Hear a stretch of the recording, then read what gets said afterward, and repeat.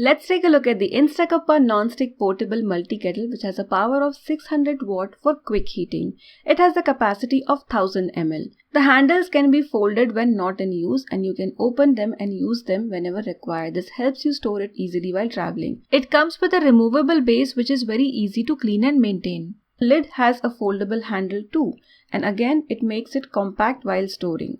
Do not forget to remove the plastic film before starting to use this kettle. It has a non-stick interior, the food doesn't stick or burn, and has a spill-free pouring spout. The base has attached power cord which can be folded and can be wrapped inside the base itself, and hence requires less storage space. You get two options, which are keep boiling and keep warm. So press the button on the keep boiling side to boil the food, in between to turn off the kettle, and on the other side to keep the food warm. It includes a detachable egg boiler which you must assemble before using. This kettle is super easy to use. To boil eggs, add some water and place the eggs inside the stand. Use the keep boiling option and do not place the lid so that the water doesn't splash out.